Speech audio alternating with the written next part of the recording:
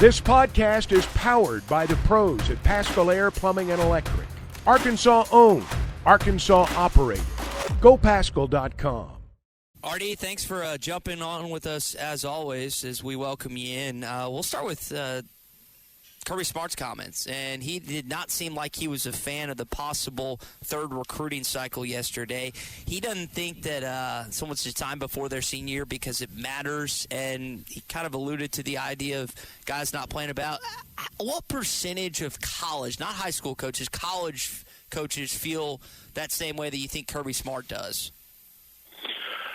You know, I think the more they think about it, I think a bigger percentage. I don't know what the percentage is, but I think the percentage goes up as you really kind of think this thing out. I mean, a lot of times you propose something and it sounds good initially, then you start really diving into it and thinking about all the possibilities.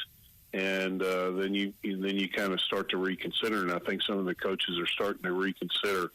We're already seeing, you know, obviously opt-outs in college football, but you could possibly see, and we talked about this, you could possibly see opt-outs in high school football if you sign in June or, you know, before the season. Guys thinking, well, I'm going to preserve my, I don't want to get hurt, so I'm going to save myself and, you know, try to start working on some NIL money or something like that when I get to college in January. So everything's been pushed up forward for the most part. Most majority of guys, you know, enroll in January and you know, obviously sign in December, and I think pushing it up to June is just, I don't know. I think there's a lot of things that they really need to think about before they really think of seriously about you know, making that a rule. So that's one of the current coaches in the game that a lot of people have respect for his opinions. A former coach, Nick Saban, the greatest coach of all time, had plenty of opinions yesterday that he shared with not just Congress but made its way to the public. What was your biggest takeaway with some of the comments that he made that have a lot to do with recruiting, Richard? You know, I'm not going to be I really just saw bits and pieces. I didn't really dive into everything that he said. I was trying to, I had some things going on work-wise, but, you know, as far as NIL, obviously I did catch that part where he talked about NIL and just, you know, having to worry about that. And now that I think that if I'm not mistaken, that had a pretty good impact on his decision to retire. So NIL is just right now until they get the grasp of it and Congress intervenes and makes it nationwide uniformity type law. I mean, I just think that you're going to continue to see coaches. You've seen it, you know, in basketball. You're seeing it in football. You're going to see more coaches, especially the older coaches, just throw their hands up and say, I'm leaving.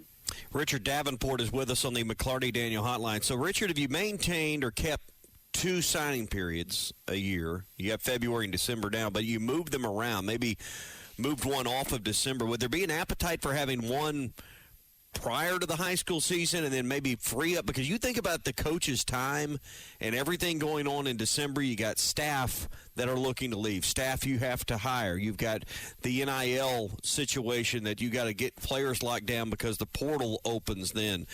Is December too jammed up for these coaches, or is signing day really nothing because all the heavy lifting's been done going in? Would there be an appetite to move that off of December and somewhere else in the calendar to make December, and I didn't even mention if you had bowl prep to deal with, December seems so loaded after the season for any head coach. Yeah, I think the proposal that they got now, I mean, as far as being the first Wednesday in December, I think that's you know, I just don't know if there's going to be too many people, as far as in high school football, wanting to have ceremonies during their season. Coaches are pretty particular about distractions on the high school level during their season. So I think that probably that first Wednesday is about the only other time that you could really do it, and have a little bit of free time, to focus on bowl prep, getting ready for the portal. It's obviously just so jam packed that coaches are pretty much fried, and once January comes around, because they're still focusing on the portal and in some cases still focusing on recruiting high school level. But for the most part, that's already wrapped up in December. But I just don't know. I don't have a good answer for you other than I kind of question whether or not you can have it earlier than December. I really do, because kids are so focused on the season, and high school coaches are so focused on the season. But I think that's a good compromise, the first Wednesday in December for the college coaches.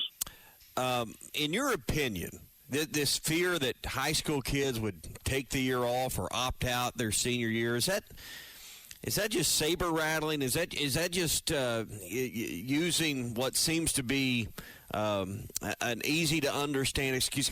Because I don't buy for a second that that's going to be a big issue.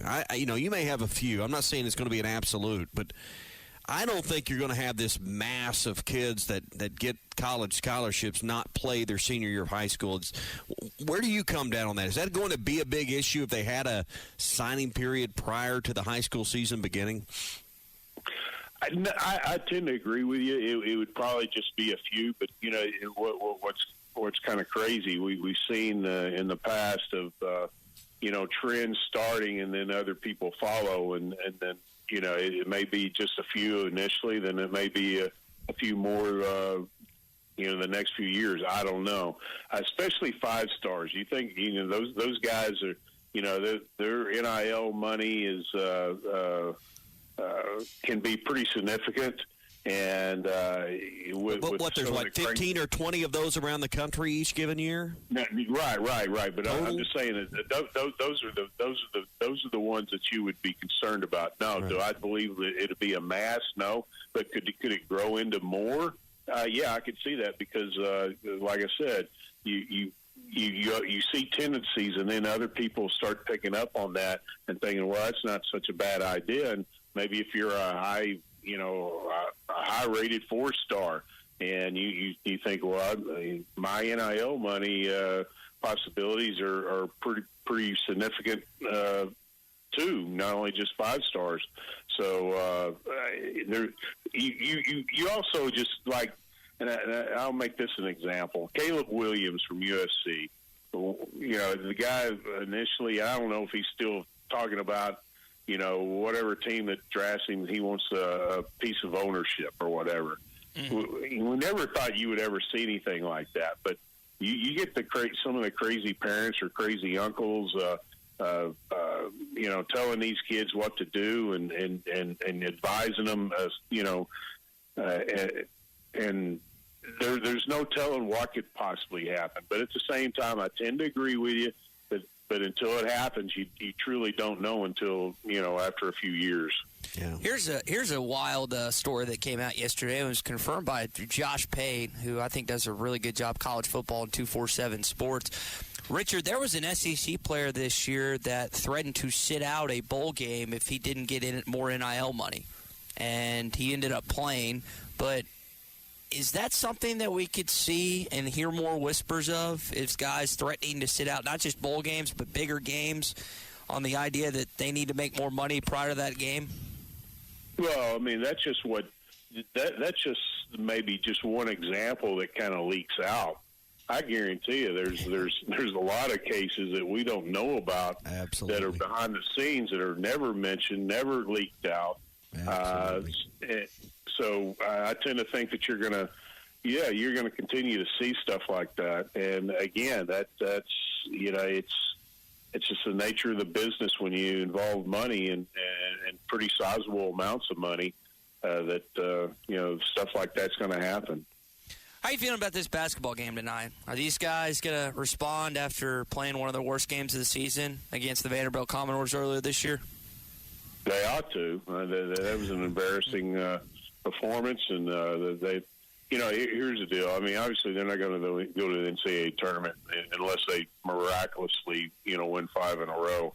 But if you have some pride about yourself, you look back at that game and see that was one of the worst performances of the season, and you embarrassed yourself. And hey, let's try to finish strong. At least win a couple of games and maybe go to the NIT or what have you. But from a pride perspective, man, you better come out there and play hard and try to, kind of redeem yourself. BetOnline is your number one source for all your betting needs. Get the latest odds, lines, and matchup reports for baseball, boxing, golf, and more. BetOnline continues to be the fastest and easiest way to place your wagers, including live betting and your favorite casino and card games available to play right from your phone. Head to the website or use your mobile device to sign up today and get in on the action. Remember to use our promo code BELIEVE, that's BLEAV, for your 50% welcome bonus on your first deposit. Bet online, where the game starts.